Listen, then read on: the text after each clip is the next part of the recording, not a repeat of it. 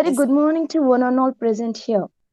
This morning is yet another special day to all of us online, as we are the part of the third day of the webinar on postcolonial studies organized by the Department of English at Neyvelankani College.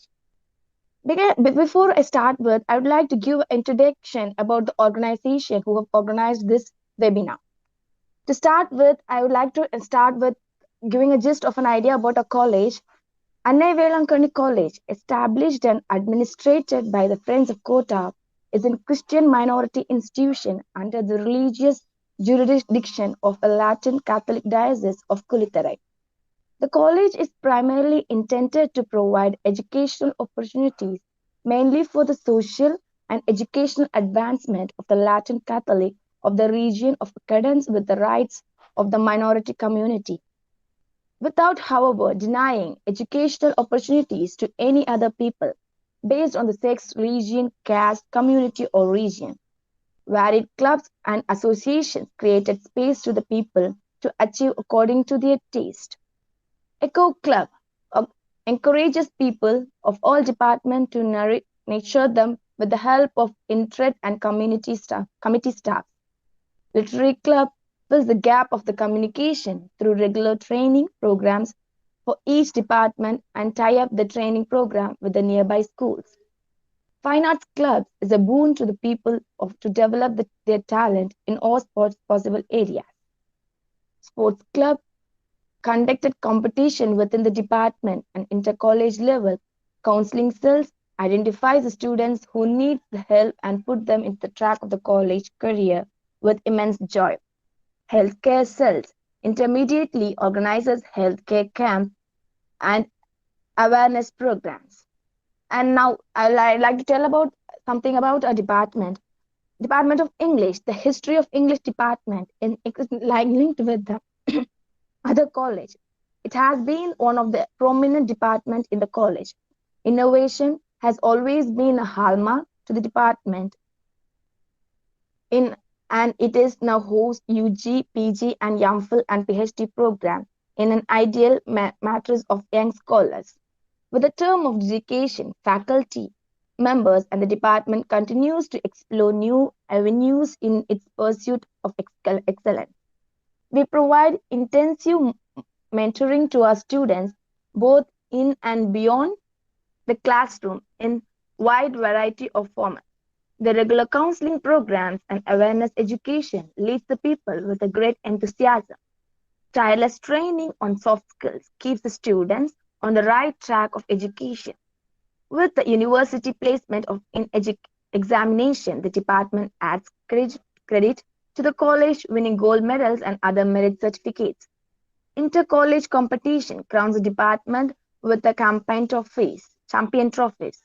The rural environment within the campus and with natural exposure create a wide range of knowledge to the people, reducing them to the phase of reality of life. Student councils and the women's cells and the council cells guide people for their future aspiration accomplished. Learning is a joy in the department, creating intellectual curiosity. Cape Cormorant Trust. Cape Cormorant Trust was formed with the aim of education and charity. The founding president is Dr. Eza Rain Sylvester. For the people across the globe, the Cape Cormorant Trust symbolizes humanitarianism and signifies a new force of environmental integrity. The primary objective of the trust is to promote the charity and the new learning environment among the people all around the globe through service, educational institutions, conferences, and publications. The service of the organization will be available to the people irrespective of caste, sex, creed, and region. Cape Comorin Trust is a federal organization of Cape Comorin Trust. Sorry. The purpose of the federal organization is to organize programs to promote academic activities throughout the world. Then it's time to know something about the Lavender Club. Lavender Literary Club is an association for student scholars, academicians, scientists, and writers to discuss human evaluation, civilization, language, literature, environment, culture, politics, law, religion, philosophies, social justice, criticism, psychology, science to create a new in a modern social and modern academic discourse. Over the year, the lavender has grown to include various activities and continues to evolve along with the new member. International Tamil development. The aim of the unit World of Tamil under the cause is to, with the motto of unity is strength. Its vision is to integrate the world Tamil irrespective of caste, creed, and cult and sustain quality of all aspects.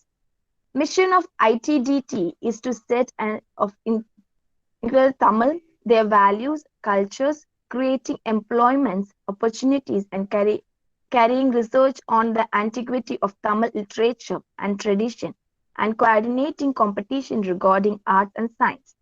The purpose of ITDT is to go with the need of the world, time, and environment. And now it's time to know about the conference that we are on. The Postcolonial Studies, the webinar on Postcolonial Studies, is a conference aimed to bring together the leading academic scientists, research scholars, to exchange and share their experience and research results on the aspects of postcolonialism and postcolonial political theory. It's also provide a prime interdisciplinary platform to the research practitioners and educate their present and discuss the most recent innovation, trends, and concern as well as the practical challenge encountered and solution adopted in the field of postcolonialism and postcolonial political theory. And for our past 2 days, we are on the session of technical section where the many other presenters are presenting their papers on the topics like the quest of identity, hybridity, realism, discourse, Orientalism, modern history, and so on. And today, we are also having the 3 sessions of technical sections led by the following members.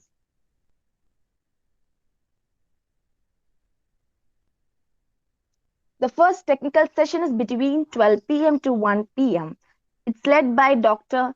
Neha Arora, Assistant Professor, Central University of Rajasthan, India. The second session is led between 1 p.m. to 2 p.m. It is led by Dr. Vibhabu, Assistant Professor, Department of English, JNV University, Jaipur, Rajasthan, India.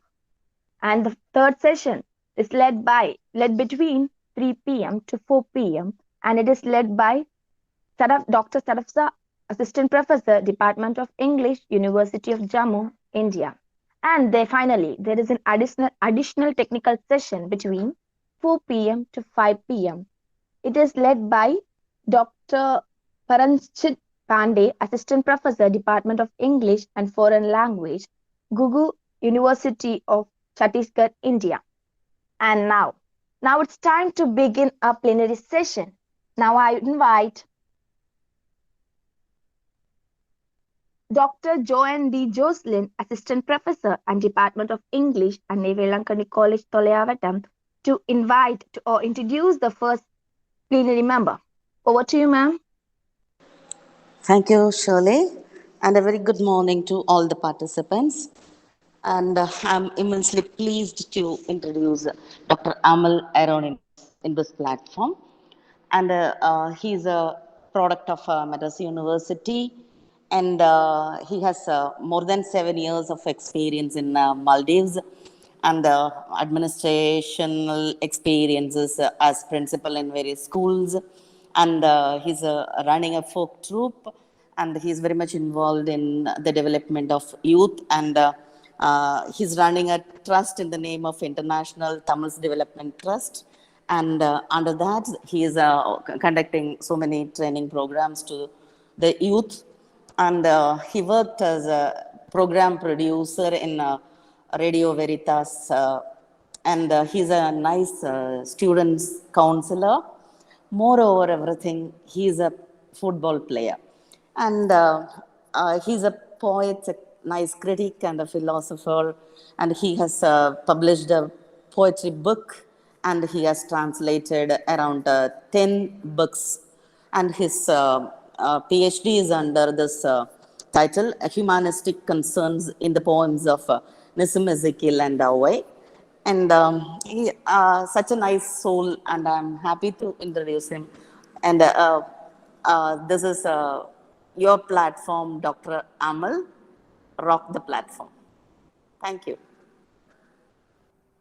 Thank you very much. I'm immensely happy to share my views on what is really post-colonialism. And we have been listening to a number of scholars who were presenting papers on under varied areas where we could understand how this post-colonialism is so big, people can learn. So I thank Dr. Regin Sylvester for this wonderful opportunity, and he has taken such a risky job to gather a number of people, scholars, even students from different colleges to unite it. So I feel it is one of the great opportunities for students to check their intelligence with the literature, how far they are updated with the competence of different scholars around the world.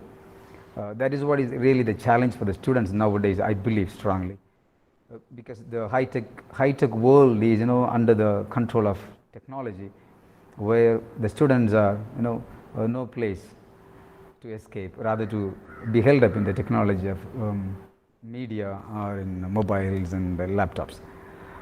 Still, the challenge for education is something I always wonder, and we always discuss with Professor Anto and Jocelyn when we sit together. We discuss does really the education system contribute for the betterment of the human character?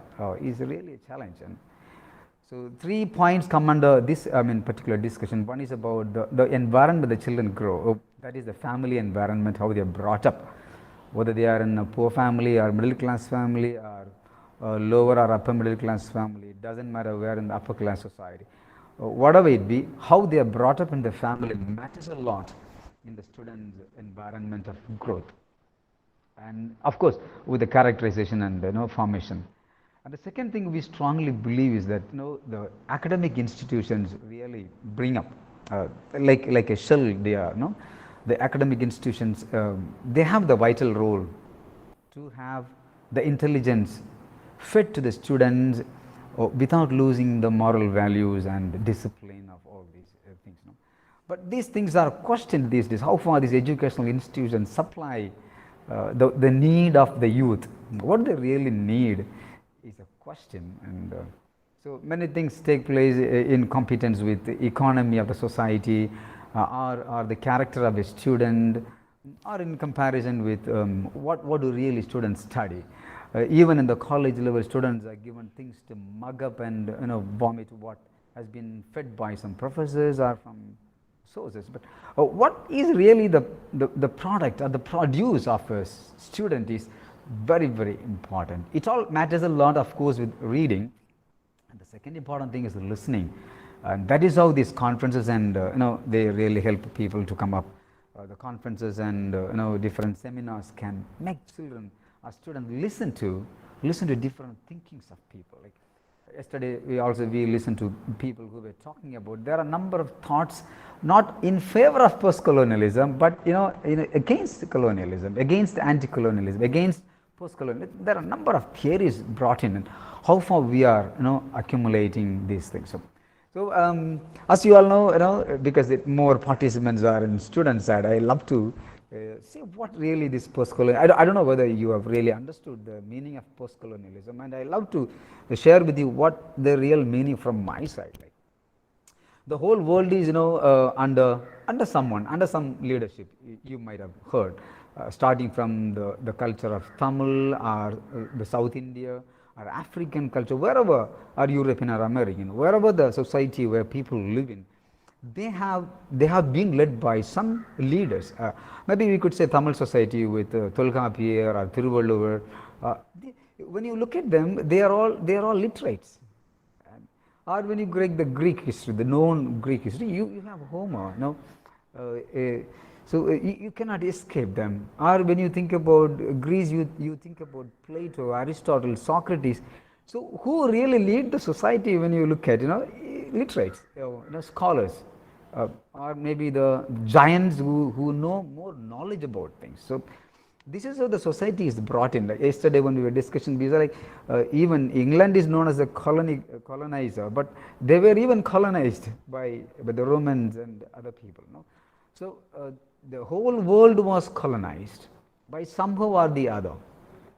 And that this colonization, when it oppresses people, and of course it produces, like a seed is sown into the mud, and the mud presses it, and that pressure gives rise to sprouting, bringing in life to the life to be a wonderful plant or a tree. So that is how the literature is. When students listen to certain things, like there is a seminar on postcolonialism, which means the students are fed up with the knowledge of postcolonialism, and that is the take home package, I do believe. So in that context, let me start with this postcolonialism. So throughout the history, we have seen number of literatures, number of scholars contributing. And when we look at possibly the Second World War is the place or the platform where the postcolonial literature has taken place. Of course, with the domination of Europe, England and America in the Second World War, ending in 1945, and the emerging of United Nations, and under so many branches of UNESCO or any other cultural groups in United Nations, we all know people come up with writings. So where does the writing start? This writing starts when there is oppression, when there is joy. It is not only the suffering that you write about, you also write about the joys, your celebrations, your jubilation, you are sharing, your love with the nature, the way you are embedded in the family. This all matters a lot. Not only we think about postcolonial style, we think about sufferings alone. Even in suffering there is joy. So this is what I strongly believe. So when I look at this postcolonialism, of course, the literature created after the independence of varied nations, they were colonized by the British or the French or even Americans or any other nation. Even in the post-colonial region, you call them Commonwealth countries, and even England is part of it, and America is part of it. So France is part of it. So which means these countries are also, they feel proud that they were colonized by somebody, and they come out of it. So that is how the colonization, the literature has emerged. So literature, as you all know, nobody can stop your thinking style. When you start writing, it goes on. So it's a spontaneous overflow of powerful feelings as for the poetry. And same as with everything, it goes on. So I particularly wanted to concentrate on poetry today. What are the different sects of poetry found in different areas of the region? So when we think about Asia, specifically South Asia is very prominent in the postcolonial literature, African literature, American literature, so these are all found in this. Let me start with the African literature. Like you all know, South Africa is very popular and known for apartheid, where the black people were completely dominated by the white, and all the nations in the world blocked that particular nation because there was apartheid. The blacks were suppressed, and that gave emerging to literature in South Africa. And as India, South Africa is colored with 11 national languages, and particularly the Africano. Africano is the African language, is the one that takes the people to write, and most of the works of Africa is translated from the Afrikaans language, Afrikaan, so Afrikaan language. And there are many other literatures. Maybe Oliver's words are very, very useful. He says English literature in South Africa continues to be a sort of extension of the British of international English literature. That is how Oliver's quote on the South Africans literature, and it goes on. And when you think about South Africa, South Africa was banned and sealed with the red signal that AIDS was such a contagious disease that was stopping all the people to enter into Africa. Still in the first half of the 20th century, number of epics were produced as black writing, you can call them. They were all writing about history. They were writing about maybe when I say about history, you can think about the great person called Moody. He was a very famous writer, and he wrote in South African Native Life of 100 Years. That was a very popular work of Pelagian. We should read that particular book. And Thomas Mafolo was another person who created another epic, and Dolomo was there. It was like a heroic epic poetry he produced. So there are a number of writers in South Africa who contribute to the post-colonial literature. Even there were some female contributors like Kulet, who is an African, who writes in African languages, and most of her works were translated. And white South African writers in English are found as Athol Fugard and Nadine Gordimer and J.M. Gidzi and Wilma Smith. They were the very dominant people, and so there are many more writers we can think about. And when we go to, we can also skip to Americas. There are a number of writers who write about the colonies. For example, when you think about Americas, you have a number of tiny island nations known as, West Indies. You might have heard about, a very popular country known for sports and games. And you have some great writers like, Gene Rice, is there. His novel of what you call, based on Jane Eyre's novel, he has produced it. And so even there is another great writer called actress Paulino Henriquez.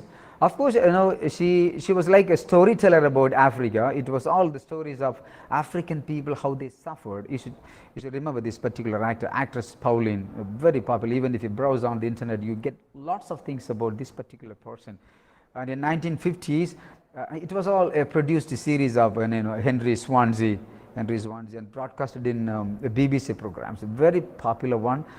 Maybe one, if you could really study the African history, you could say like, this particular series of storytelling of Africa of actress Paulina was a root or the basement for knowing about African literature. I would strongly believe.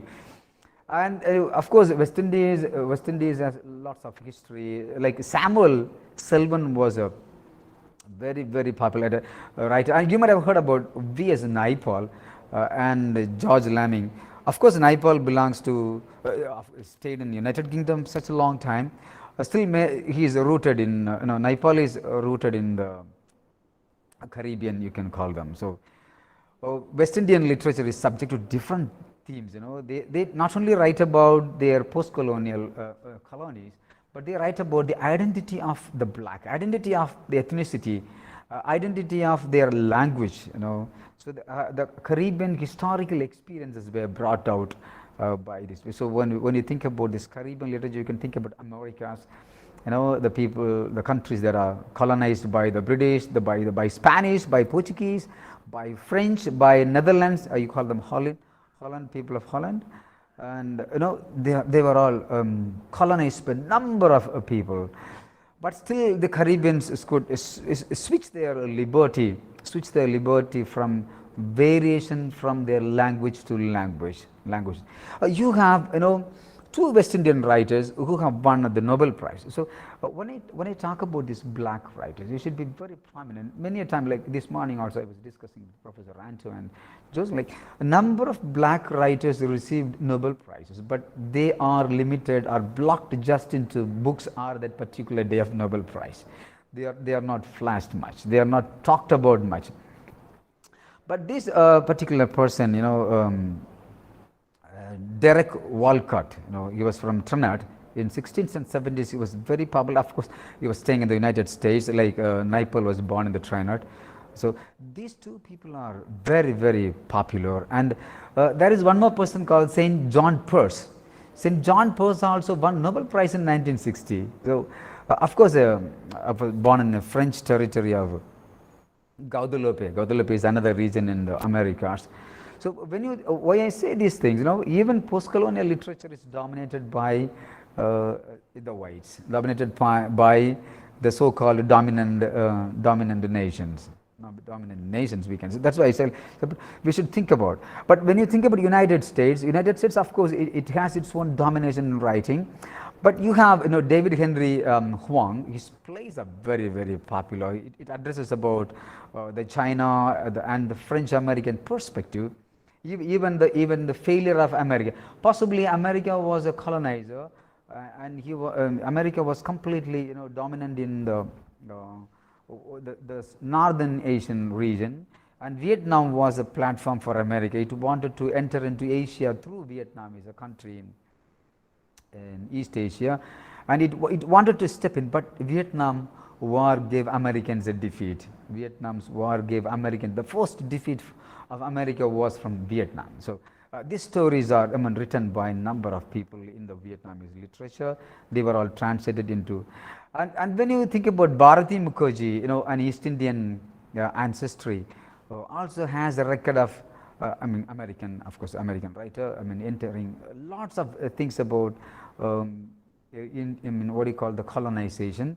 And Mukherjee herself says like, I totally consider myself an American writer. So of course, she's from the different Indian root, but she talks about that.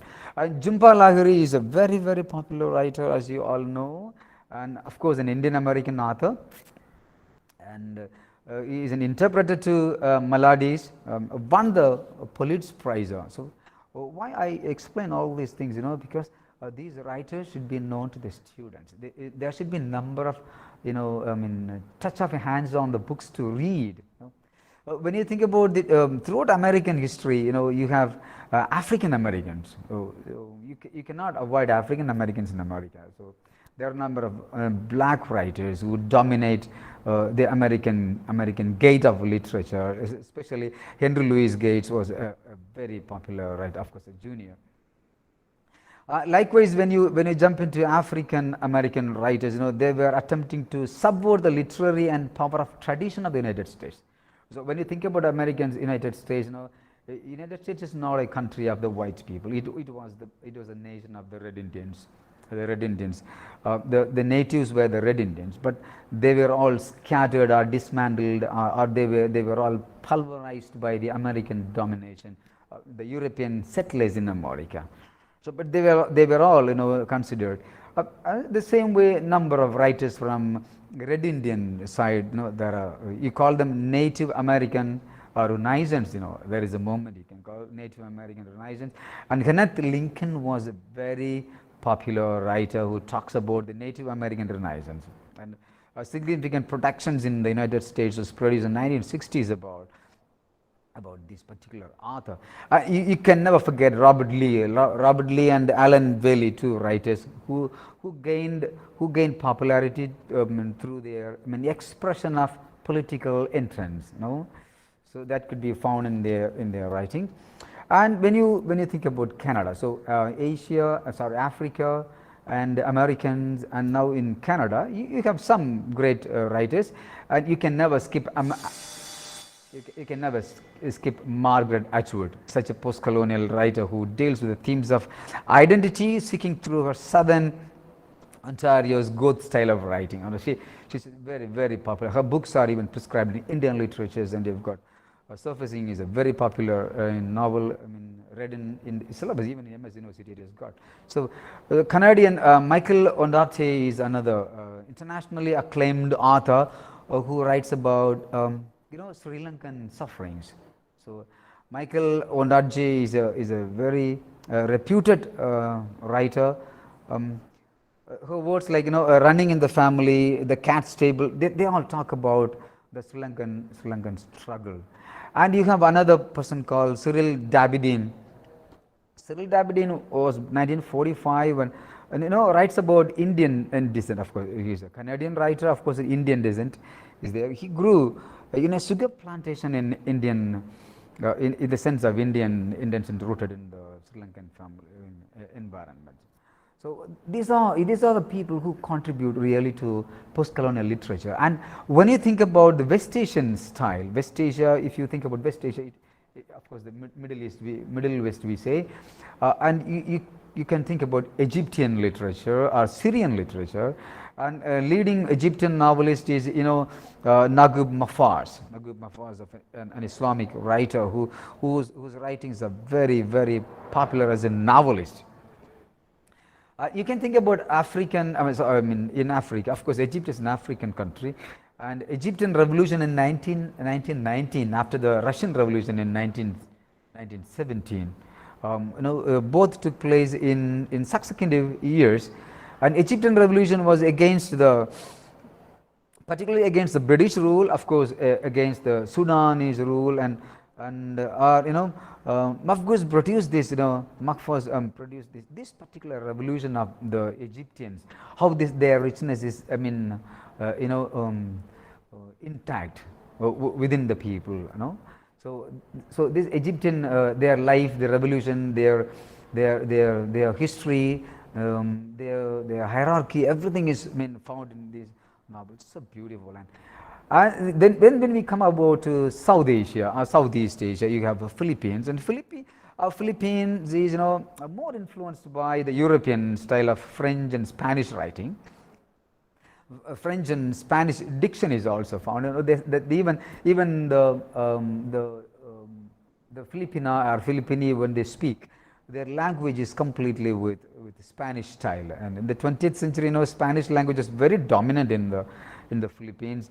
And some even literatures are produced in the Philippines in Spanish. Of course, they were translated in English.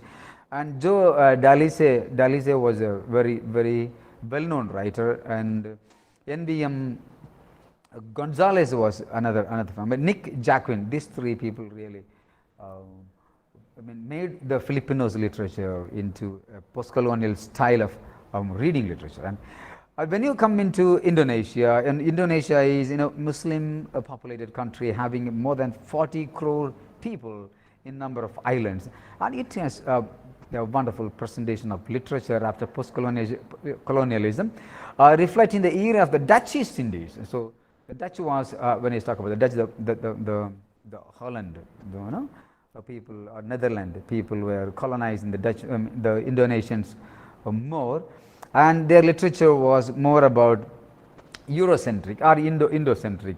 Their style was more about European style and Indian style. And there are some important writers, you can call them Jolly Robinson, and you have Maria Dumout. These two people were very, very popular.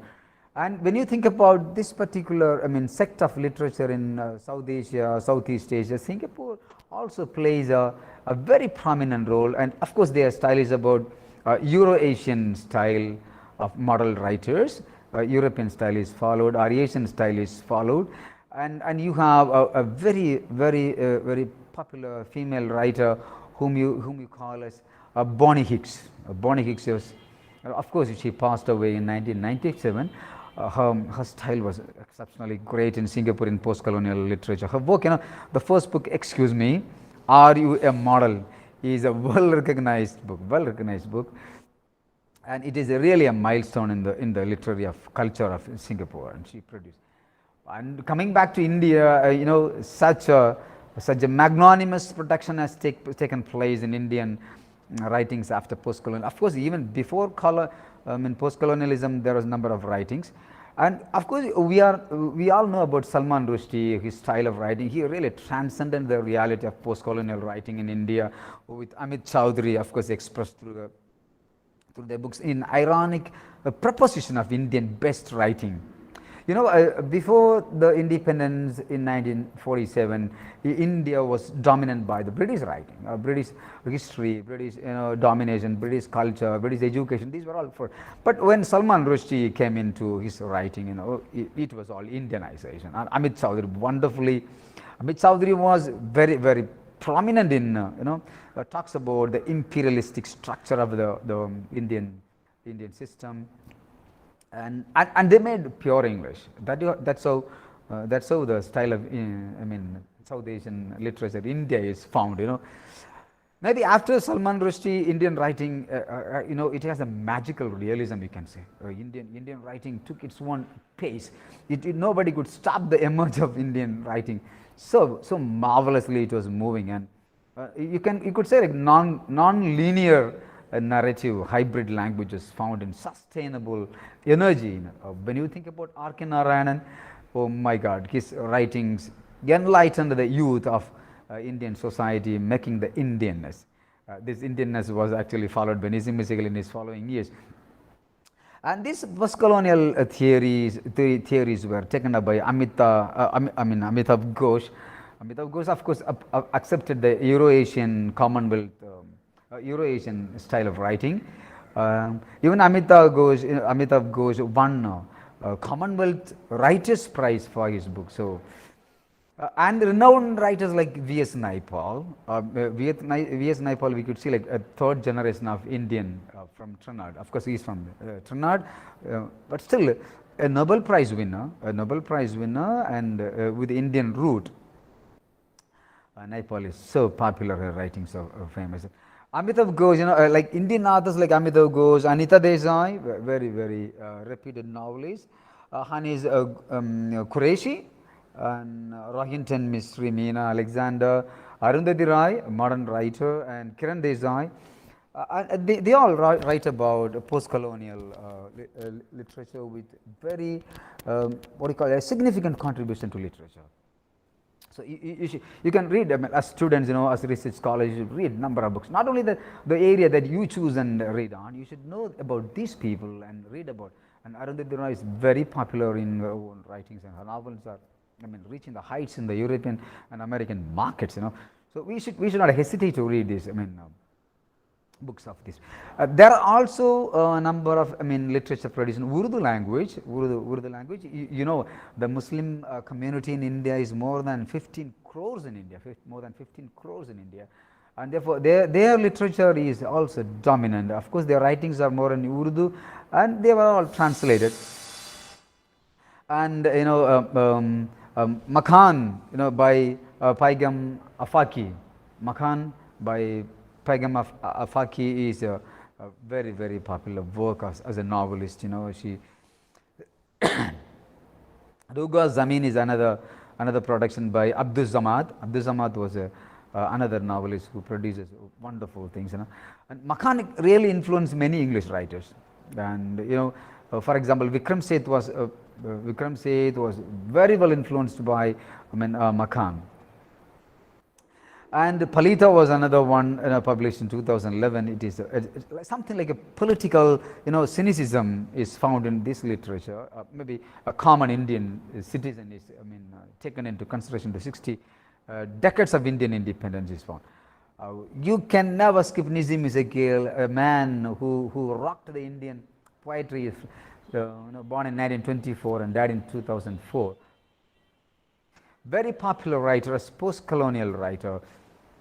With India's literary history, Nizam Ezekiel should be a master, read in the hearts, stay in the hearts of every Indian writer. And Mahashweta Devi, you can always hold her as a treasure for Indian literature. Of course, she was a social activist. She was a novelist and wrote everything in Bengali language and Bengali language and Assamese language. And her novels were translated. My God, she wrote more than 100 books.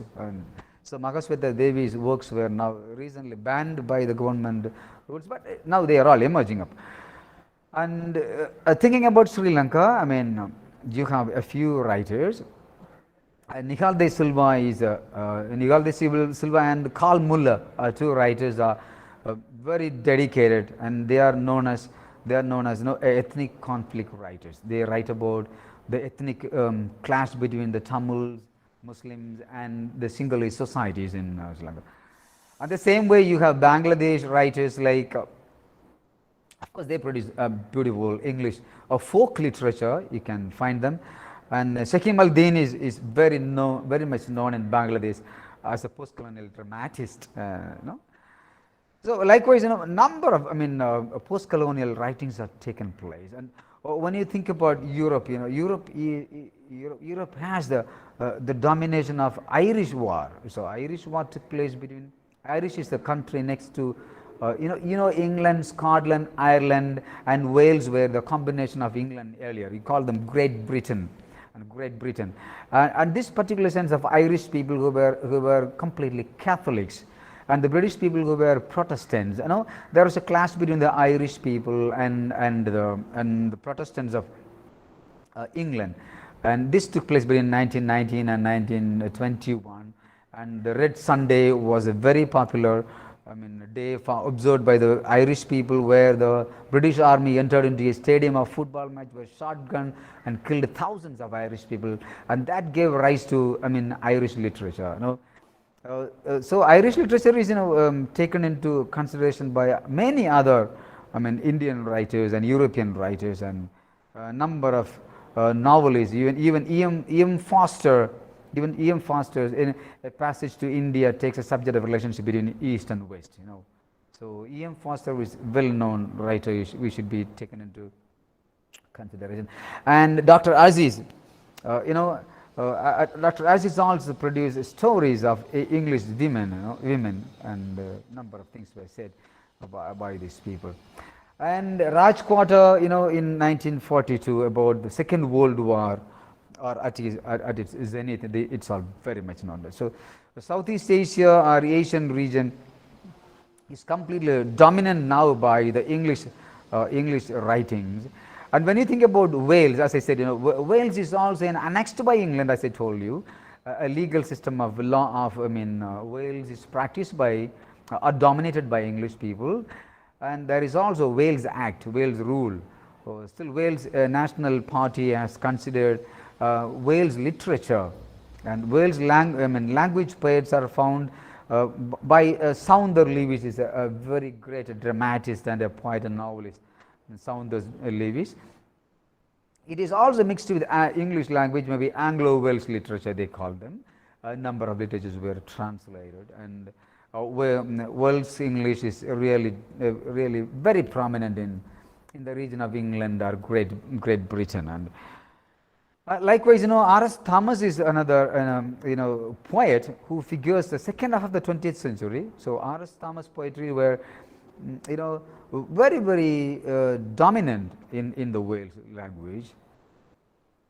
And other than Wales, you have English literature taking the Ireland. The birth of Irish Republic was taken up by Walter Paget. And Walter Paget was known as the writer who made the thought in the 17th century the people to know the nationalism of Irish people, and that's how the fighting of the Irish people took place in the 17th century, and they could claim their country as Irish nationalists, Irish nation, and they called them. And likewise, the great writer William Butler Yeats is from Ireland. So the Second Coming of is a masterpiece of William Butler Yeats, and the Second Coming, written after the catastrophe of the World War I, is well portrayed in his something like communism and fascism, how they were clashing.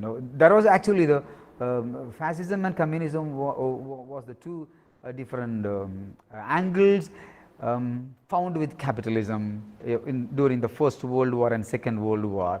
Of course, this Christian era was influenced in this literature. Completely a passionate lifestyle of people in post-colonial literature, we find them. And when you think about Indian style, you can never forget Tagore, a Nobel Prize winner. He was a man who made the Indian poetry known into the world literature, So his works were post-colonial. Domination of post-colonial writing. And even Edward said, like Tagore has accorded the identity of post-colonial thinker. That's how Edward would say about post-colonial writer Tagore. And Tagore's famous novel, Home and the World, in 1916, and made the Indian chapters, shaken in the world to know what real Indian writers are. From the Bengali style he writes, but the novel, talks about Indian birth, Indian revolution, Indian thirst for the freedom was brought out. So of course, the novel shows about the British colonization. There is also a rejection of subjugation is found in as a protagonist, by the protagonist is found in the novel of Tagore. The same way the colonized people are also portrayed by his writings, and you all know Tagore's Nobel Prize made whole India have the pride. Of course, it is not only Tagore's writings, made India pride. There are a number of other writers. Of course, the perils of nationalism are found in the cosmopolitan writings of Tagore. Still, you have many more writers who were the products of, post-colonialism or post-modernism, we could say. Tagore was known as a post-modernist, rather than transcending his reality from the colonization. He comes out with some spiritual thirst, comes out with some different approach to literature. Even Edgar Allan Poe emphasizes the unity of effects of impression, of a storytelling method are found in Tagore's style of writing. Even Tagore himself is, through our senses of beauty, we realize harmony in the universe. These are the words of Tagore. So beautiful. Through our senses of beauty, we realize harmony in the universe. Such a thought for nature, the builder of nature, something like the person of Wordsworth, who praises nature, who is a nature poet. And Tagore's goodness with love and towards infinity is marvelous. And Tagore's postcolonial, of course, Tagore is a postcolonial figure we should read. Gitanjali should be read by every student. It should be. They say Gitanjali is a Bible of Indian literature, and we all should possess a copy. Of course, a tiny book. It was in the literature field for subjects for students. Now it is removed. It's still, you will have a number of things to be read by your own interest. Everything has to come out from the interest of students. The child, the learner has to come out. The learner has to come out and say that I want to learn something. Even Amartya Sen, when the award of economy was it, if Tagore were to see India of today, more than half a century after independence, nothing perhaps would back him about our literature, but about the masses, of national integrity and independence he talks about. So many things are produced after 1947, telling about Indian essence, and you have another poet called, Tanzim Ahmed. Tanzim Ahmed, who has placed it well about this Tagore's writings and decolonization of India, how India was taken up by Europeans also. Even Rabindranath Tagore's thought was taken up by W.B. Yeats. W.B. Yeats, and W.B. Yeats was talking much about Indianness, Indian thought, and even William Butler Yeats was very much paired with remarkable similarities of Tagore's writing. People even compare and study about Tagore and William Butler Yeats, even William Butler Yeats have a respective tone for Tagore. He travelled around imperial metropole of London, and at the same time he ran into similar circles of Tagore. So that's how great people were influenced by the great thinkers of Indian field. That is what we could think about the Indian colonizers. Indian colonizers gave, the European colonizers gave India the great joy to produce post-colonial literature. And the number of things are very vivid in the Indian writings, even especially when Nizam Ezekiel proposes his own thoughts about nakedness and Indianness. His thoughts are highly striking when he thinks about his identity crisis in India. He talks about marginalized people, and even all these thoughts were merged by different writers in the Indian continent. We call it Indian subcontinent. Just as Yeats was influenced by Tagore, or Tagore was influenced by, either way it has taken place. Both the poets have similarities and dissimilarities. And even Tagore's interest was more on Yeats, and Yeats could produce much more. You can never forget another legend in Indian literature is Ramanujan. Ramanujan, of course, he was born in 1929, and his era ends in 1959 in the United States. But still, of course, his name is called Attipat Krishnaswamy Ramanujan, and Ramanujanism is also a transdisciplinary scholar, we call him. Maybe we call the person who transcends the reality into spirituality.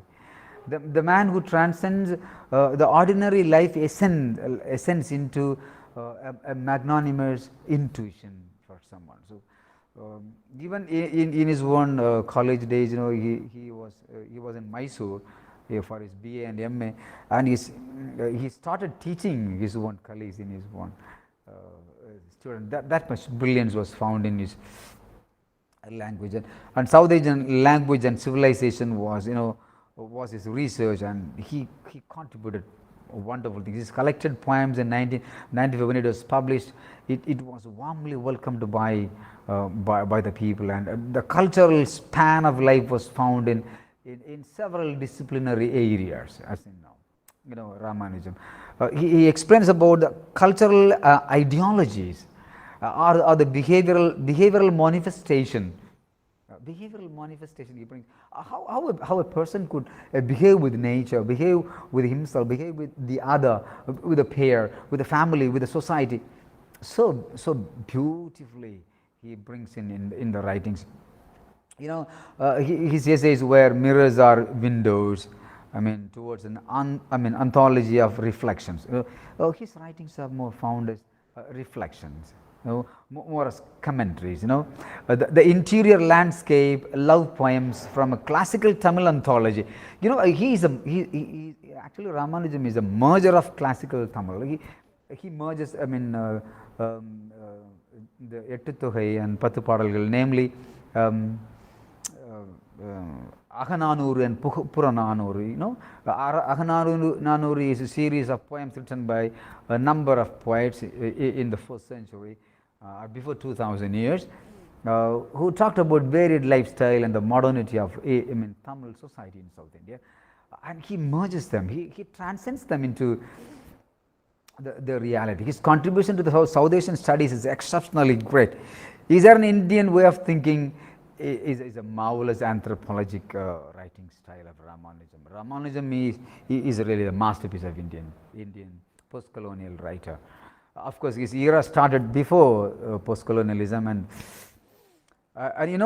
such an orientalistic writer, he mesmerizes Indian writing, and his words and thoughts were intuitive tone of literature, merging the spiritual end into people. Ramanujan, of course, stresses the differences of philosophical ideas. There are lots of symptoms of irrationality, or maybe we can call them a kind of rationale. Yes, rationale. Rationale, when I mean it is also a merging of what I say, like merging of Indian thought or a Tamil thought with Western thought, Tamil thought with European style of writing, and Indian literature bringing into transcending reality. We could call it the intertextual realization of so wonderfully is a scholarly presentation. He's a scholar. Ramanujan, his theory of Ramanujan is known wonderfully. So maybe his socio-linguistic theory, how it has taken the critique of Sanskrit Indology, he criticizes them, takes them into a right thinking pattern, rather than making into a subjugative tone of literature. Of course, Ramanujan opposes a positive monolithic standard of grammar, of course, for Indian languages. Rather, he seeks to legitimize a vast variety of linguistic dialects found in India. That speciality is found in Ramanujan, and maybe different society and culture of people are found in the works of Ramanujan. I think Rajendra Singh and Jayant Leela, talks about this particular person. Re-examination of arguments are found in Ramanujan. Re-examination. Mostly it is about the self-examination of individual. When you read the poetry of Ramanujan, and his reviews. Maybe I think Bruce King gave a wonderful review about his poetry. He says, a transcultural poet is Ramanujan. No, he doesn't stuck his philosophy. He doesn't stay with his own ideology in Tamil society, but he transcends the Tamil literature into the world literature. Maybe to plumb the to plumb the ramification of exilic writing. We could say that one, very wonderfully they said. So Ramanujan, maybe it is a word of Kings, when he says like the fantasies of tradition is found in his writing. Fantasies of tradition.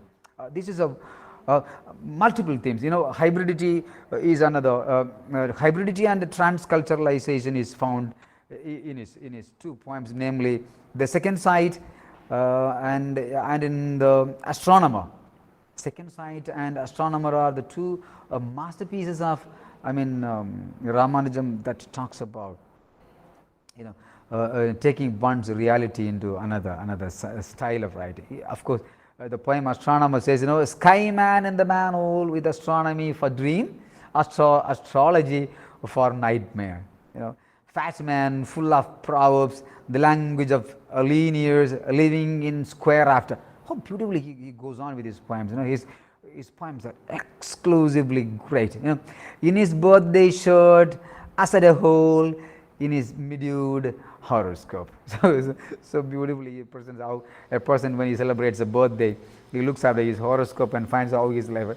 So Chicago Zen was another wonderful poem. He starts and says, watch your step, sight may strike you, blind in unexpected places. What a slashing line he brought in, brings in. Watch your steps, sight may strike you, blind in unexpected places. This is what I said. He talks about sight and he goes about blindness. This transcending reality is found in Ramanujan. Ramanujan is really a masterpiece in the Indian structure. We will have to study him. And the same way, I would say like Nizam Ezekiel was highly influenced by Ramanujan. Of course, Nizam Ezekiel was a modern Indian English, but maybe you can call him as a father of modern Indian English poetry. Nizam Ezekiel, like someone like Kamala Das or A.K. Yes, Kamala Das was, of course, another very, very popular poet who made India into English literature in the 1980s. Most important period of Nizam Ezekiel and maybe Jayant Mahapatra and Ramanujan, Kamala Das, Dom Morris. Maybe these people really dominate the 1940s, 50s and 60s. And Nizam Ezekiel's A Time to Change is, my God, that's a real masterpiece in his production now. Nizam Ezekiel's, but I still remember in this, I forgot the title. He says, home is where you have to gather grace. Home is where you have to gather grace. Such a beautiful line, like everyone has to take into. Home is where we have to gather grace. Which means, likewise, I remember the Tamil proverb that tells about, your house is the place where you can sit and learn. Yeah, home is your academy of thinkers. Your home is the place where you even in Tamil, a good family is a good university where you learn a number of things consumed into your character and your personality, your temperament, and your nature, your emotions, your feelings, and everything. My God! And in there is a poem called "The Professor, the Patriot." My God, Nizam Ezekiel rocks, and his style is he's more satiric. Nizam Ezekiel, like Ramanujan, how he transcends the reality in the Indian literature. But Nizam Ezekiel is satiric. He attacks people in a cynical manner. He makes people laugh at the society, the social criticism, we could say. He criticizes them. He mocks at them. He cynically plays his words. He goes on. His enchantment is one place. My native place is where I am. My place is my pride. So he's proud of his own nativity. But whereas now we people are not bothered about the nativity, but we dismay our nativity. But Nizam Ezekiel wonderfully are well settled in life. One is sales manager, one is bank manager. Both have cars. See how he emerges by the modern influence of, Indian scenario. Amusing writing style is found with Nizam Ezekiel and Anita Desai, and you can say Ramanujan, and these people. So all these people have to be read by the students. It is not the subject that is given to you or the subject text that are given to you that you read. However, you go into, it is not that you read the subject, but you read the poets, you read the novelists. Something like the themes of Nizam Ezekiel brings you variety in poetry. Other than the poem given to you, you should go and read the writer's production. Like Nizam Ezekiel succeeded in creating a new Indian English idiom, you could call it, to a great extent. Nizam Ezekiel is known like. These things could give us an opportunity to think about different style of an individual to come up. Just like Edward Glissant, Manticore, he talks about the freedom or forbidden spoken language of his own region. We can think about great writers of Indian society who produces. And there are many more people we can think about, and maybe I think I'm running short of time. So what my suggestion for you, the students, for the research scholars, is like, never stay with your limited topic. You widen your thought. You go with the stream of literature. You go with you swim in the river of literature. You never limit yourself. Never stay happy with what subject knowledge that are given to you. Go beyond what the professors give you in the classroom. Use the libraries. You should be happy to read by the career of your 3 years or 5 years. You should have read about 3,000 books in your life. At least what this is what people, maybe the next speaker, Dr. Vasiki from MS University is a vast reader. She enlightens herself with number of writings, encouraging, spending time with children, students, encouraging them, patting them with a number of ways of articulation in the language. Encouraging them. These all have to come from your life. Not that stepping into your college on time and leaving the college on time and limiting your intellect. In that way, one cannot grow. One cannot grow. But exposing yourself, exposing your thought, discussion with professors. How many of us really sit with the professors and discuss on the particular topics that are taught in the classrooms? This orientation has to take place within you. How many of us try to develop the language? Like I was listening to a number of research scholars presenting their papers. My God, how far your language is, how much time you spend on listening to English language of different people.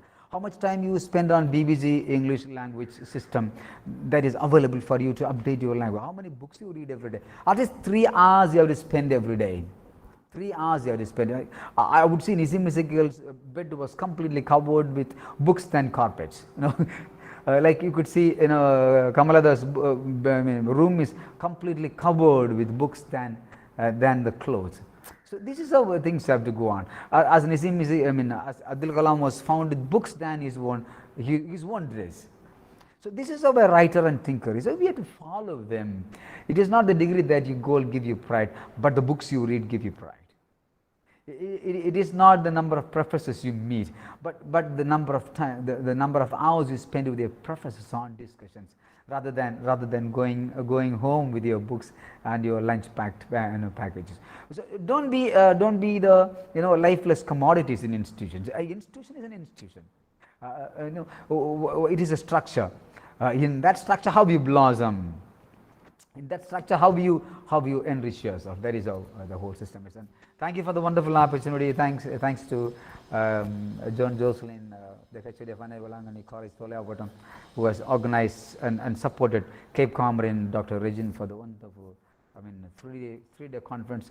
I would say it is very limited. We could extend even, So brilliant thoughts are brought out by different scholars, and I let my podium to the following thinkers. Thank you very much for handing me this opportunity to present my thoughts. Thank you.